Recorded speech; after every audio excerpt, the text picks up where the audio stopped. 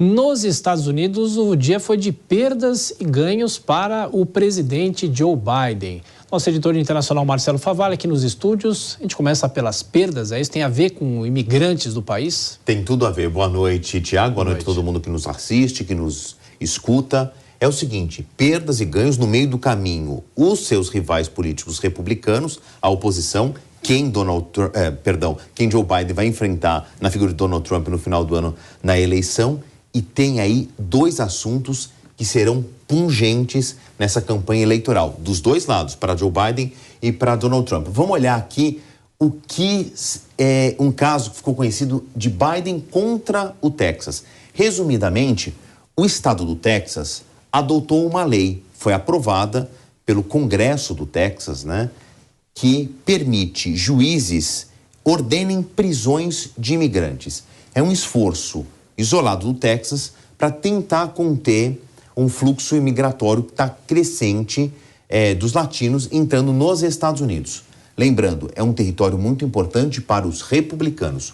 O presidente Joe Biden, democrata, diz o seguinte, peraí, Texas, não é bem por aí. A fronteira é competência federal. Prender imigrantes é uma decisão que não cabe a um estado. Houve uma divergência, eles perguntaram para quem?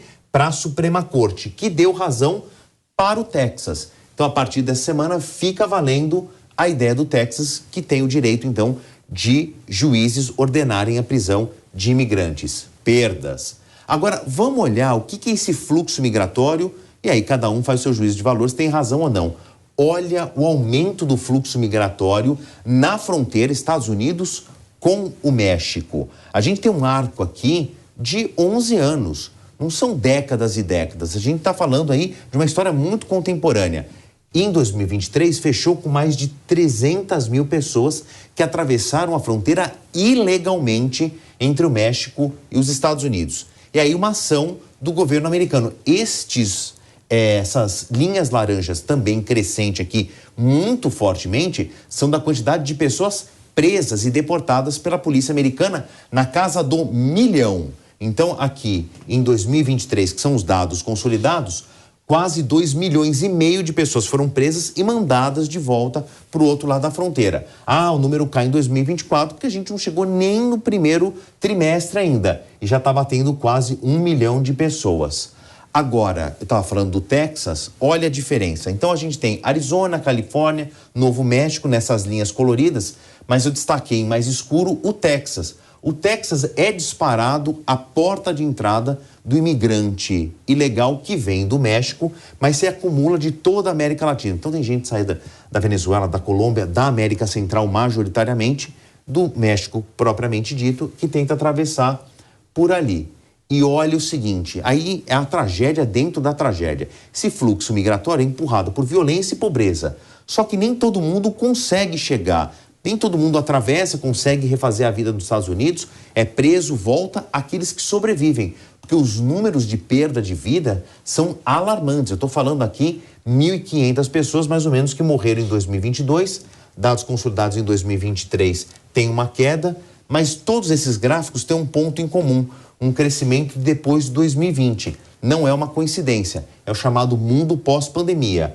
Aqui o fluxo era grande, a gente tem a epidemia aqui a partir de 2019, 2020, mais acentuadamente, e aí a vida de quem já era difícil, a vida difícil daquela população pobre da América Latina piora, e aí todo mundo tenta ir para os Estados Unidos. E a gente falou de ganhos também, ele teve um dia de ganhos em relação a números, você passou muitos números agora, também. Outra queda de braço entre democratas e republicanos, finalmente eles chegaram a um acordo de os gastos obrigatórios do governo. Isso acontece todo ano, eles sentam e falam, olha, quanto a gente tem que gastar e como a gente tem que gastar. Eles chegaram a um acordo dos números. Na sexta-feira, eles vão votar, mas pelo arranjo parece que está tudo certo.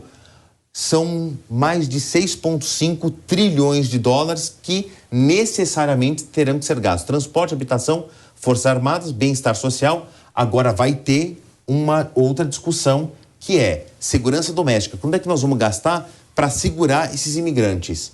Para encerrar o grande problema. Eles vão ter aquele dinheiro, mas não vai dar. Olha os déficits.